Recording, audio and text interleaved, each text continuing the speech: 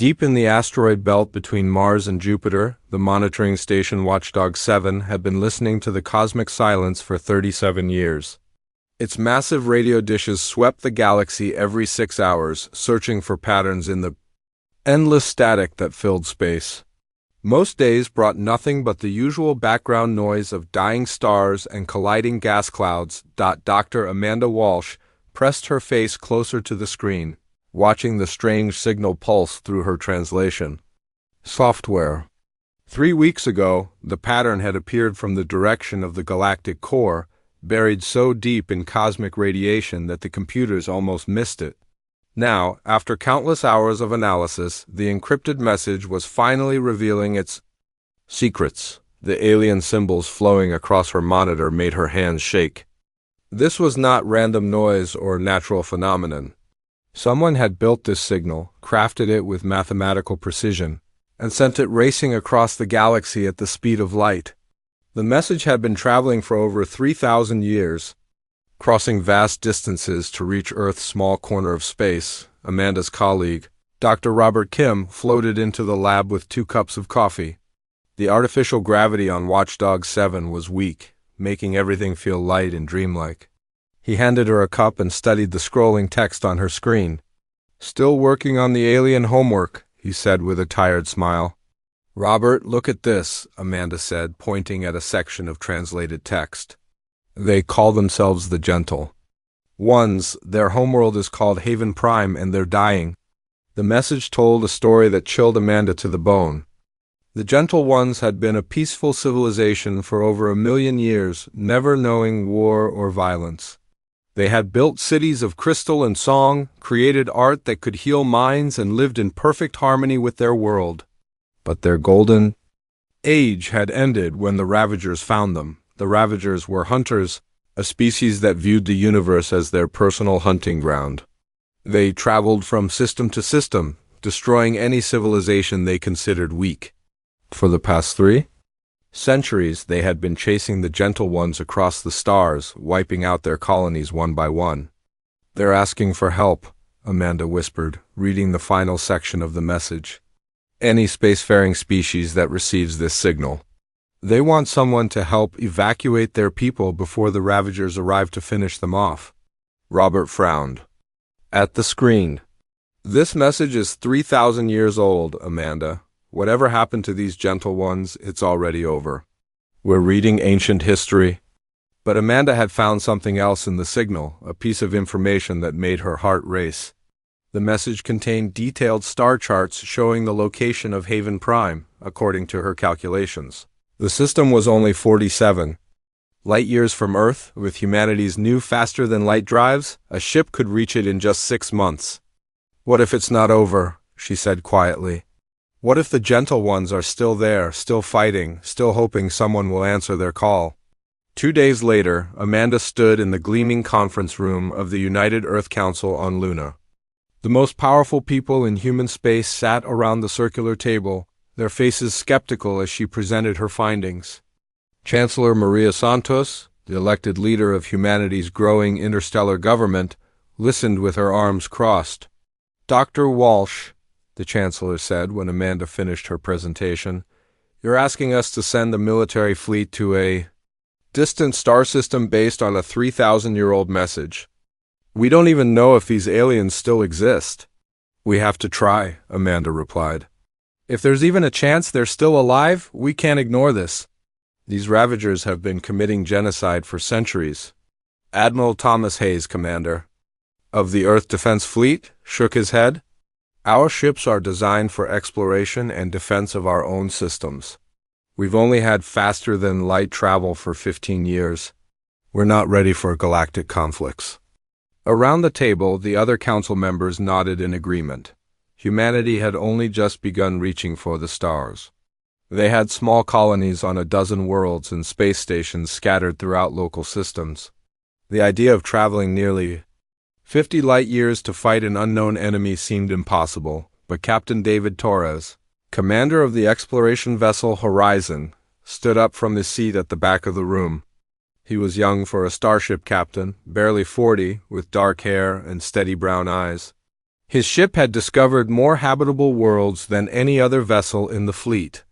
"Chancellor Santos," he said, his voice clear and strong, "I've spent the last 10 years exploring space beyond our solar system. I've seen dead worlds, burned-out systems, places where something terrible happened long ago. What if those worlds weren't destroyed by natural disasters? What if the Ravagers have been hunting across this part of the galaxy for thousands of years?" The room fell silent.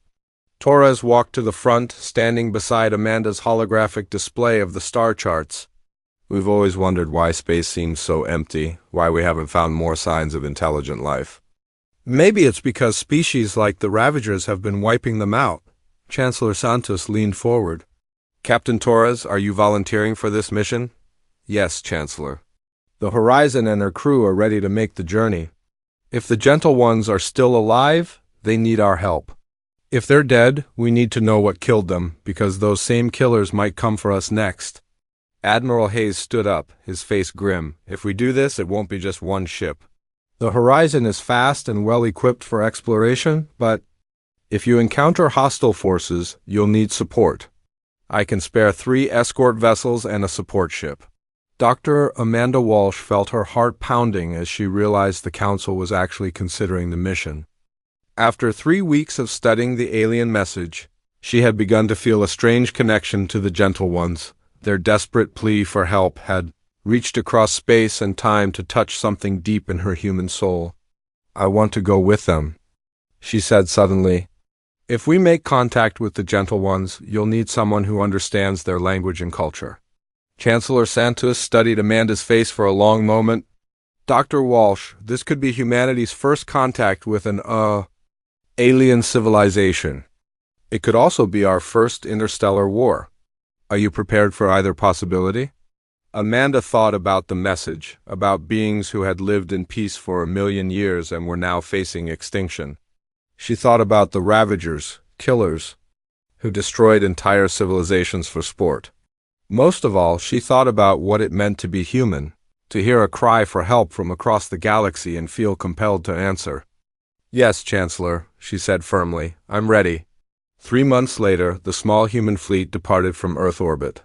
The Horizon led the way, followed by 3 escort cruisers and a supply ship, as they jumped to faster-than-light speed, heading toward a distant star system where ancient beings waited for rescue. None of them realized they were about to introduce the galaxy to something it had never seen before. The universe was about to meet the Deathworlders. The emerald world of Haven Prime hung before them like a jewel against the star-filled void. From the bridge of the Horizon, Dr. Amanda Walsh watched the planet grow larger on the main screen, her heart racing with excitement and fear. After 6 months of faster-than-light travel, they had finally reached the home of the Gentle Ones, but something was wrong. The planet's surface was scarred with massive craters, and strange dark patches covered what should have been green continents. Worse still, their sensors detected hundreds of alien ships in orbit, their sleek biological forms unlike anything in human databases. "Those aren't Gentle Ones ships," Captain David Torres said grimly, studying the tactical display. "The hull composition is completely organic, they're alive." Commander Lisa Park, the Horizon's tactical officer, ran her fingers across her console.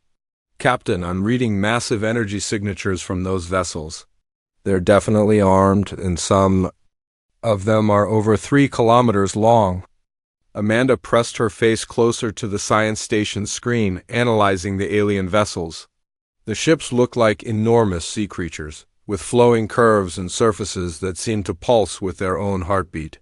They were beautiful in a terrifying way, clearly designed by beings who viewed their technology as an extension of their own bodies. "The Ravagers," Amanda whispered. "They're still here." Torres activated the ship's communication system. "All vessels, this is Captain Torres of the Earthship Horizon. We received your distress signal and have come to offer assistance. Please respond." For several minutes, only static filled the channel. Then slowly, a new voice emerged from the speakers. It was unlike anything Amanda had ever heard, a sound like crystal bells mixed with flowing water, beautiful beyond description. The translation software worked frantically to convert the alien language into English. When the words finally appeared on screen, Amanda felt tears forming in her eyes. "Unknown friends from distant stars," the voice said. "We are the survivors of Haven Prime. We did not believe anyone would answer our ancient call. I am Elder Harmony, speaker for the last of the Gentle Ones." Amanda took control of the communication system, her hands shaking as she spoke. "Elder Harmony, this is Dr. Amanda Walsh of Earth. We received your message and traveled here to help. How many of your people remain?" There was a long pause before Elder Harmony replied. "Fewer than 1,000,000, Dr. Walsh. Once we numbered in the billions across dozens of worlds. The Ravagers have hunted us for so long that most of our people have forgotten what peace feels like." Captain Torres leaned toward the microphone. "Elder Harmony, we see Ravager ships in your system. Are you under attack right now?" "The attack never ends," Elder Harmony replied sadly. "They do not simply destroy us quickly. The Ravagers prefer to hunt slowly, taking a few thousand of our people each year. They say it makes the hunt more enjoyable." "From her station, Commander." Park looked up with disgust. "They're playing with them. These Ravagers are torturing an entire species for entertainment." Amanda studied the tactical display, noting how the Ravager ships moved in precise patterns around Haven Prime. "Elder Harmony, can you meet with us? We need to understand the situation before we can help." "You wish to land on our world," Elder Harmony said with surprise. "But the Ravagers will see this as interference in their hunt. They will attack you." Captain Torres smiled grimly. "Let them try." 2 hours later, a small shuttle carrying Amanda, Torres, and 4 security officers descended through Haven Prime's atmosphere. The planet below was even more damaged than their scans had revealed. Great cities lay in ruins, their crystal spires shattered and burned. Vast forests had been reduced to ash, and the oceans were dark with pollution. But in a hidden valley surrounded by mountains, they found the last sanctuary of the Gentle Ones. The city was small but beautiful, its buildings grown from living crystal that sang softly in the wind. Thousands of the aliens moved through the streets, their tall, graceful forms shimmering with an inner light. Amanda gasped when she saw her first Gentle One up close. Elder Harmony stood nearly 8 feet tall, with skin that looked like polished diamond. The alien's face was kind and ancient, with large eyes that held the wisdom of millennia. When Elder Harmony spoke, the sound resonated through Amanda's bones like music. "Welcome to Haven Prime, humans of Earth," Elder Harmony said, bowing deeply. "In all our history, no species has ever traveled so far to help strangers." Captain Torres returned the bow awkwardly. "Elder Harmony, we need to know about the Ravagers. How do they fight? What are their weaknesses?" Elder Harmony's diamond skin dimmed with sadness. "They are warriors born, Captain Torres. Their entire civilization exists only for conquest and domination. They believe the universe belongs to the strong, and that peaceful species like ours deserve only death." The elder led them through the city, explaining how the Gentle Ones had lived for over 1,000,000 years without knowing violence or hatred. They had never developed weapons because they had never needed them. Their technology was entirely focused on healing, creation, and harmony with nature. "We tried to run," Elder Harmony continued as they walked past a group of young Gentle Ones playing in a garden. "For 3 centuries we fled from world to world, but the Ravagers followed us, destroying each new home we tried to build. They say hunting us has become their favorite sport." Amanda felt anger building in her chest, a hot fury unlike anything she had ever experienced. These beautiful, peaceful people had never hurt anyone. They were artists and philosophers, beings who spent their lives creating beauty and knowledge. The idea that someone would hunt them for entertainment made her stomach turn. Captain Torres studied the alien children playing nearby. "Elder Harmony, how long before the Ravagers make their next attack?" "Their pattern is predictable," Elder Harmony replied. "Every few months they descend from orbit and take several thousand of our people.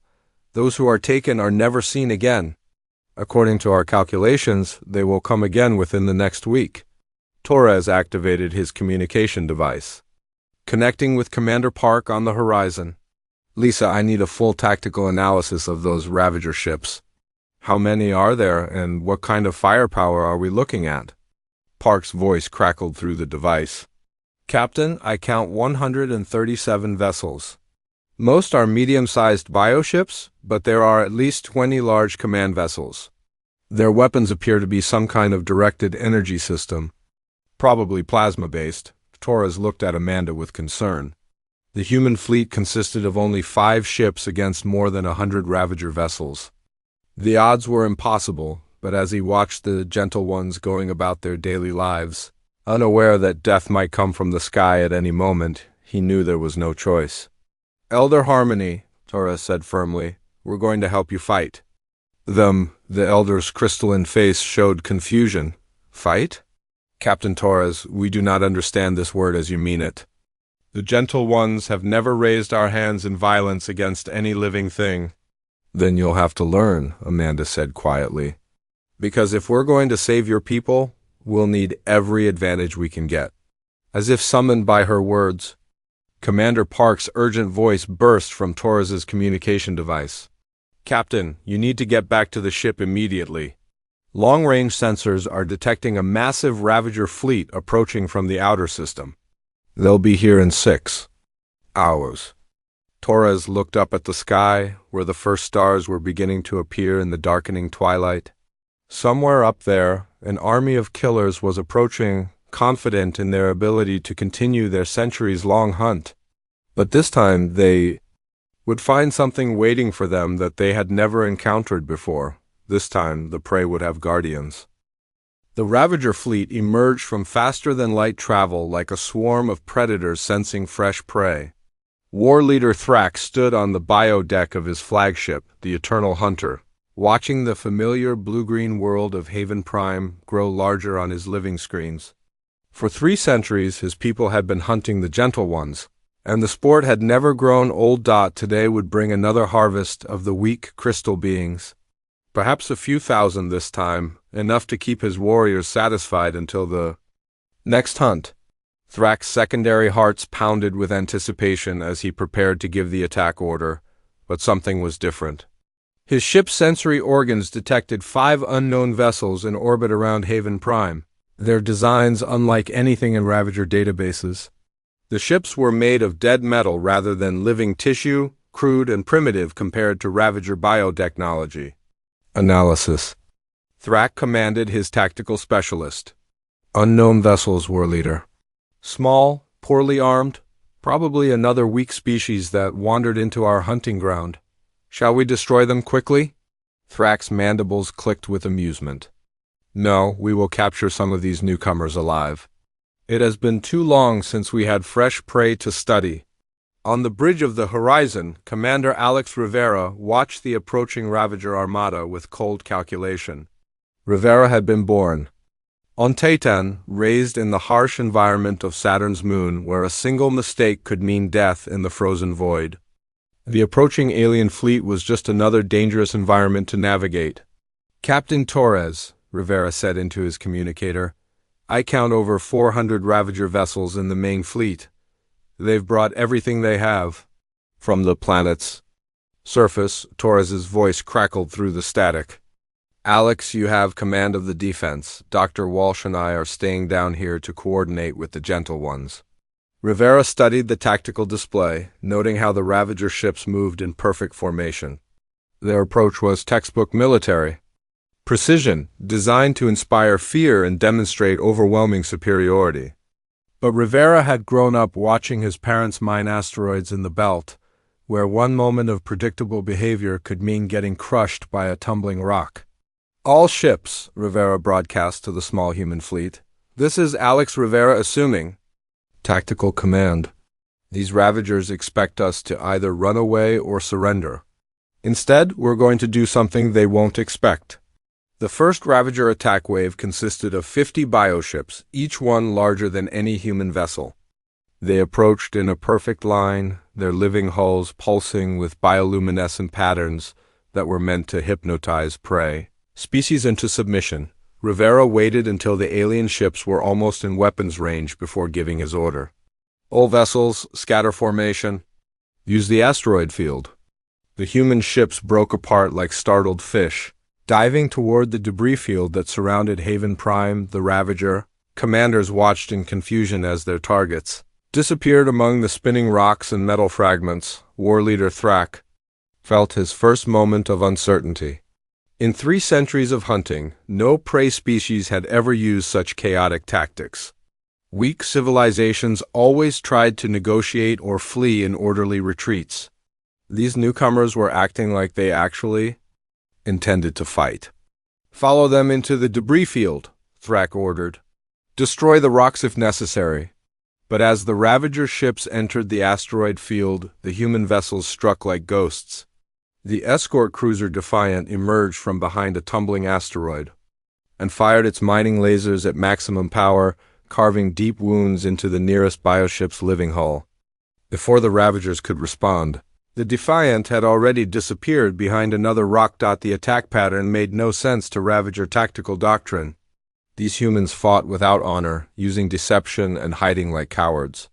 But their mining equipment had been modified into surprisingly effective weapons, and their ships moved through the debris field with impossible precision. Rivera commanded the defense from the bridge of the horizon, his voice calm as he coordinated the chaotic battle. Martinez, use your plasma cutters on that command ship's sensor organs. Thompson, ram that bioship with your cargo pod and then get out of there. The human tactics were born from decades of asteroid mining, space construction, and survival in environments that would kill most species. Every human ship captain had learned to navigate deadly debris fields, to think quickly when equipment failed, and to never give up when facing impossible odds. Down on Haven Prime's surface, Elder Harmony watched the battle through the city's sensory crystals, his diamond skin flickering with amazement. Dr. Walsh, he said in his musical voice, your people fight like no species we have ever known. They show no fear. Amanda stood beside him, watching human ships dance between asteroids while Ravager bioships burned in the void. Fear is just another environmental hazard, she explained. Humans learn to function despite it. Captain Torres was coordinating the ground defense with the Gentle One's harmonic communication system. The crystal beings had never fought before, but their ability to communicate instantly across the planet was invaluable for military coordination. Elder Harmony, Torres said urgently, can your people create a planetary shield? Something to stop the Ravagers from landing troops? We have harmonic barriers, Elder Harmony replied. But they are designed to keep out storms and radiation, not weapons. That's perfect, Torres said with a grim smile. We don't need to stop them. We just need to control where they land. In space, the battle was turning brutal. The Ravager bioships were healing their wounds and adapting to human tactics.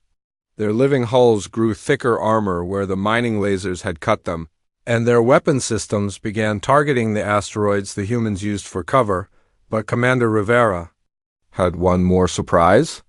The human supply ship Persistence had been hanging back from the battle, appearing to flee like a frightened civilian vessel. In reality, it had been preparing something the Ravagers had never seen before. Persistence, execute Operation Sledgehammer. Rivera ordered. The supply ship suddenly accelerated toward the center of the Ravager formation, its cargo bay doors opening wide. Instead of fleeing, it was making a suicide run directly at War Leader Thrak's flagship. Thrak watched the approaching human vessel with contempt. Destroy that ship before it reaches us. But as the Ravager weapons tore into the Persistence, the human ship didn't explode as expected. Instead, its cargo bay released thousands of modified mining charges, each one programmed to seek out the largest nearby target. The improvised weapons swarmed across the Ravager flagship like angry insects, attaching themselves to the living hull and detonating simultaneously. The Eternal Hunter writhed in agony as sections of its biostructure were torn away, its secondary brains screaming in pain. For the first time in his long career, War Leader Thrak felt something he had never experienced before: doubt. These humans fought with a ferocity that matched Ravager warriors, but they combined it with tactics that defied all military logic. They seemed to enjoy the chaos of battle rather than fear it. As more human reinforcements arrived from Earth, answering Captain Torres's emergency call, Thrak realized his hunters had encountered something unprecedented in the galaxy. These were not prey animals to be harvested at leisure. These were predators from a world so dangerous that it had forged them into something the universe had never seen before. The Ravagers had found the Deathworlders, and for the first time in their species history, they were the ones being hunted. In the deep ocean trenches of Aquatic Prime, the reef singers had been hiding for over 2,000 years. Their tentacled forms drifted through the crushing darkness, maintaining the ancient songs that kept their civilization alive in the deepest parts of their world. When the Ravagers had come to their system centuries ago, the reef singers had chosen to retreat rather than fight, abandoning their surface cities and diving into the protective depths. Songkeeper Tidal was leading the morning harmonies when the impossible news reached them. A young scout singer had intercepted transmissions from the Galactic Communication Network, fragments of data that spoke of something unprecedented. Somewhere in the galaxy, someone was fighting the Ravagers and winning. The transmissions speak of a species called humans, the scout singer reported, his bioluminescent patches flickering with excitement. They appeared at Haven Prime and engaged an entire Ravager hunting fleet. The battle lasted 3 days, and the Ravagers were forced to retreat. Tidal's ancient tentacles curled with disbelief. In all the thousands of years of recorded galactic history, no species had ever successfully resisted a Ravager assault. The hunters had crushed every civilization they encountered, reducing proud species to scattered refugees hiding in the dark corners of space. "Show me the data," Tidal commanded. The scout singer projected the intercepted transmissions into the water around them, creating a holographic display of the battle at Haven Prime. Tidal watched in amazement as small human ships darted between asteroids, using tactics that seemed to embrace chaos rather than avoid it. The humans fought with mining equipment converted into weapons, supply ships turned into guided missiles, and a complete disregard for their own safety. "They saved the gentle ones," Tidal whispered, his song organs trembling with emotion. The reef singers had known the crystal beings for millennia, trading art and philosophy across the stars before the Ravagers came. To learn that they still lived, protected by these strange humans, filled Tidal with something he had not felt in centuries: hope. Far across the galaxy, in the machine cities built within hollow asteroids, the Builder Collective was analyzing the same data. The ancient artificial intelligences had retreated from galactic civilization when the Ravagers began their expansion, choosing to hide rather than risk their carefully preserved knowledge. For 3,000 years, they had watched species after species fall to the hunters, adding their deaths to the Builder archives. Unit-Prime-117 processed the battle data with mechanical precision, its quantum processors analyzing every detail of human tactics. The Builder Collective had always assumed that biological species were inherently inferior to artificial life, too chaotic and emotional to be truly effective in warfare. But these humans displayed a combination of creativity and ruthlessness that challenged every Builder assumption. Analysis complete, Unit Prime 117 reported to the collective consciousness. Human tactical doctrine shows no adherence to established military theory. Their weapons are improvised from industrial equipment. Their ship movements follow no predictable patterns. Their strategy appears to be controlled chaos. The collective process this information in nanoseconds of shared thought. Conclusion: humans represent a statistical anomaly. They should not be capable of defeating Ravager forces, yet they have done so repeatedly. But it was in the broken kingdoms of the nomad clans that news of the human victory had the greatest impact. Once, the clans had been proud warrior cultures, masters of space combat who ruled dozens of star systems. That had been before the Ravagers found them and systematically destroyed their fleets, their worlds, and their spirit. Fleet leader Coda drifted through the ruins of his people's greatest battle station, now just twisted metal floating in the void. His clan had been hiding here for 50 years, scavenging parts from their dead ships and slowly dying as a people. The arrival of the human transmission changed everything. "They fight like we used to fight," Koda told his remaining warriors, as they gathered in the station's central chamber. "With honor, with courage, but also with the cunning we forgot in our pride." The transmission included tactical footage of human ships ramming Ravager bioships, crews sacrificing themselves to protect others, commanders making impossible decisions under impossible pressure. It reminded the nomad clans of everything they had once been before the Ravagers broke their spirits. Young warrior Neko, barely old enough to remember their people's glory days, stepped forward. "Fleet leader, the humans are calling for allies.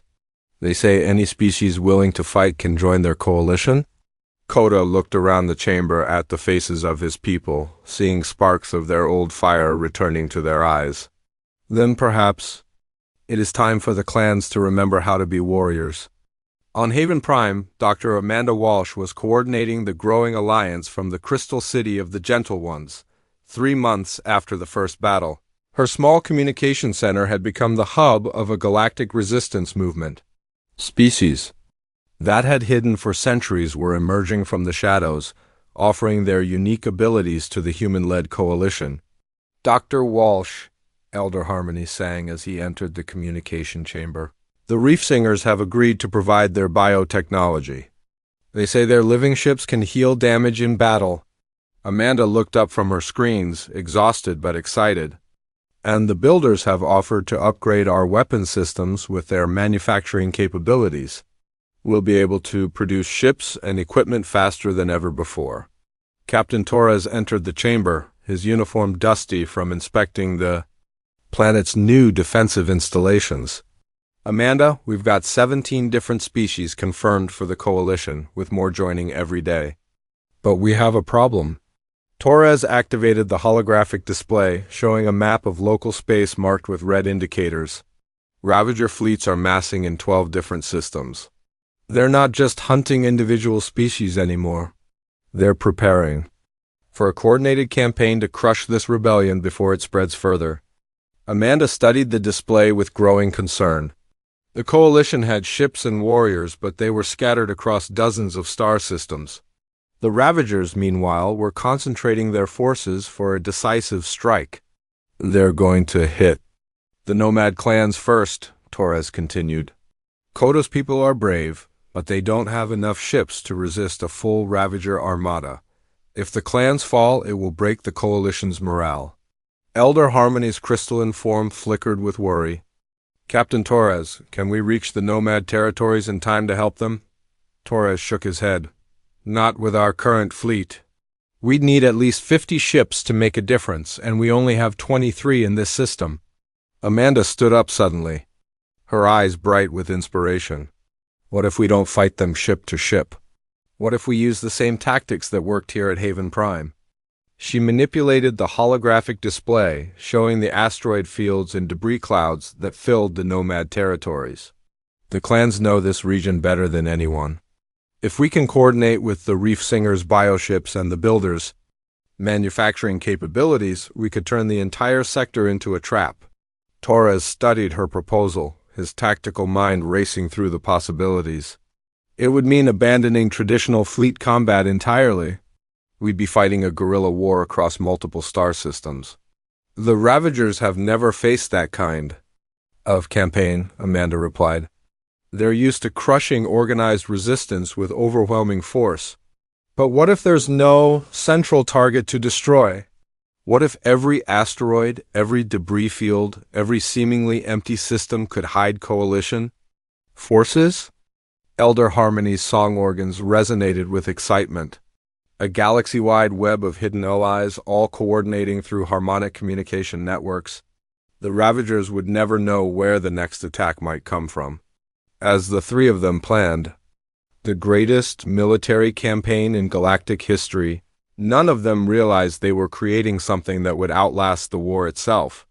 They were building the foundation for a new kind of civilization, one where strength was measured not by the ability to destroy, but by the willingness to protect others.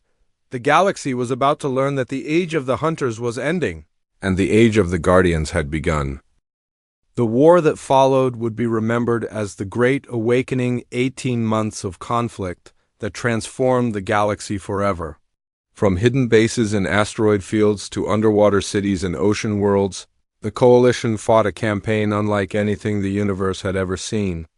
Species that had been enemies for millennia learned to fight side by side, united by their hatred of the Ravagers and their belief in humanity's vision of a protected galaxy. War leader Thrak found himself commanding a losing war for the first time in his species' history. The humans had turned every system into a potential battleground, every seemingly empty region of space into a trap waiting to spring. His biofleets, designed for hunting isolated prey, struggled against an enemy that seemed to be everywhere and nowhere at once. The breaking point came at the Battle of the Shattered Rings, where a coalition force of 40 ships ambushed a Ravager hunting fleet of over 200 vessels. Using builder-manufactured weapons, reef-singer bioships, and human tactical coordination, the smaller force destroyed half the Ravager armada before disappearing back into the void. Standing on the bio deck of his damaged flagship, Thrak finally understood what his people were facing. These humans had not just organized a military resistance. They had created something that challenged the very foundation of Ravager civilization. For over 10,000 years, the Ravagers had believed that the strong had the right to prey upon the weak, but humanity had proven that the weak could become strong when they stood together. War leader, his tactical specialist reported, his voice filled with something Thrak had never heard from a Ravager before. Fear. Long-range sensors detect human ships approaching our home system. They are not alone. Thrak's mandibles clicked as he studied the sensor data. A fleet of over 300 vessels was approaching Ravager Prime, but less than half were human ships. The rest belonged to species the Ravagers had spent centuries hunting. The reef singers swam through space in their living vessels. The builders flew in perfect geometric formations, and the nomad clans brought the fury of their ancient warrior traditions, but it was the presence of the gentle ones that truly shocked Thrak. The crystal beings had built new ships, vessels that sang with harmonic frequencies as they traveled through space. The species that had never known violence had learned to fight, not for conquest, but for the protection of others. Dr. Amanda Walsh stood on the bridge of the Coalition flagship Harmony, a vessel built with technology from a dozen different species. Around her, beings who had never imagined working together operated stations with perfect coordination. A reef singer managed communications while a builder unit handled navigation, their artificial intelligence perfectly complementing the organic intuition of their biological allies. Dr. Walsh, Captain Torres said from the tactical station, "We're receiving a transmission from Ravager Prime. They want to negotiate." Amanda felt her heart racing as she realized they had reached the moment that would define the galaxy's future. "Put them through," she said quietly. The main screen flickered to life, showing War Leader Thrak's imposing form. His bio-armor was scarred from countless battles, his predator eyes cold and calculating. But Amanda could see something new in those alien features. Uncertainty. "I am War Leader Thrak of the Ravager Empire," he said, his translator converting his growling voice into harsh English. "I speak for my people in this matter." Captain Torres stepped forward. "We're listening." Thrak's mandibles clicked as he struggled with words his species had never needed before. "Your coalition has proven itself in battle. You fight with honor even as you protect the weak. This is unexpected." Elder Harmony's crystalline form approached the screen, his harmonic voice filling the bridge. "War Leader Thrak, we have studied your people's history during this conflict. The Ravagers were not always hunters of civilizations. Amanda had discovered the truth buried in ancient galactic records. 50,000 years ago, the Ravagers had been explorers and traders, a proud but peaceful species. Everything had changed when their homeworld was attacked by an extinct civilization called the Voidstalkers. The trauma of that near extinction had transformed the Ravagers into the very thing they had once feared. Your people learned to hunt others because you were once hunted yourselves," Amanda said gently.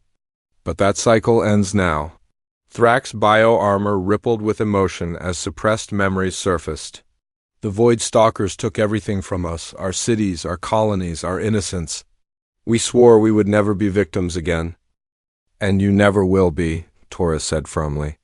But you don't have to be predators either. Join the coalition and we'll protect your people just as we've protected all the others. The bridge fell silent as Thrak considered the offer. Around Ravager Prime, hundreds of coalition ships waited with weapons powered down, demonstrating that this was truly an offer of peace rather than a demand for surrender. Fleet Leader Koda's voice crackled through the communication system from his Nomad Clan warship. War Leader Thrak, my people were warriors once, proud and strong. The Ravagers broke us, scattered us, made us forget who we were. But these humans taught us that true strength comes from protecting others, not from conquering them. A reef singer harmony joined the conversation, their musical tones translated into words. The galaxy has room for all who choose peace, Ravager. Leader, your people's strength could help us build something greater than any empire. For the first time in his species' recorded history, a Ravager war leader lowered his weapons in the face of an enemy fleet. Thrak's decision would echo through the ages, marking the moment when the galaxy's greatest predators chose to become protectors instead. I accept your terms, Thrak said slowly. But my people will need time to learn new ways. We have forgotten how to be anything other than hunters. Amanda smiled as she felt the weight of history settling around them. We'll help you remember. That's what the coalition is for. 3 years later, Ambassador David Torres stood in the Great Assembly, Hall of the Galactic Accord, watching delegates from over 200 species take their seats for the annual gathering. The crystal spires of New Harmony Station rose around them, a city built with technology from every member civilization, orbiting a star that had once been the site of a Ravager hunting ground. Dr. Amanda Walsh, now Director of Interspecies Relations, approached the podium to address the assembly.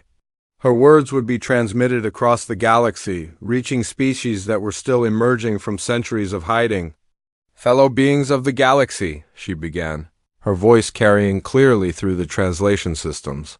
We gather here not as conquerors or subjects, but as equals united in our commitment to protect all life. In the audience, Elder Harmony's crystalline form glowed with contentment as he listened to Amanda speak. Beside him sat Koda, whose nomad clans now served as the Coalition's rapid response force, always ready to defend any world that called for help. Tidal of the Reef Singers had established underwater cities throughout the galaxy, creating safe havens for species that needed aquatic environments. Even Unit Prime 117 of the Builders had evolved, developing something resembling curiosity about biological life. The artificial intelligence now spent its time creating new technologies designed to enhance rather than replace organic civilization. But perhaps the most remarkable transformation was visible in the Ravager delegation. Former war leader Thrak, now calling himself Guardian Prime Thrak, led a group of his people who had volunteered to serve as the Coalition's peacekeeping force. The species that had once been the galaxy's greatest threat had become its most dedicated protectors. Amanda's speech continued, outlining the principles that had guided the coalition since its founding. Every species had the right to exist. No civilization had the right to dominate another. Strength was measured by the ability to protect, not destroy, and most importantly, no one in the galaxy had to face extinction alone.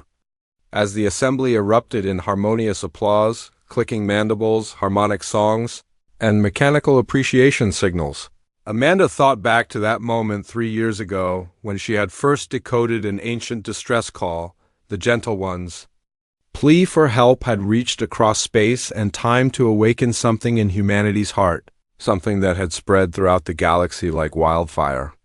The message they were now broadcasting to the stars was very different from that original cry for help. It was an invitation, a promise, and a declaration all at once. To any species receiving this transmission, Amanda's voice carried across the void, you are not alone. The galaxy has defenders now, protectors who will answer your call no matter how far you are or how weak you believe yourselves to be. This is the Galactic Accord, and we are here to ensure that never again will the strong prey upon the weak. As the transmission raced outward at the speed of light, carrying humanity's promise to civilizations not yet born, the delegates began to disperse. But they would return again and again, because they had learned something that the galaxy had forgotten during its dark age of predators and prey. They had learned that the universe was vast enough for everyone and strong enough to protect them all.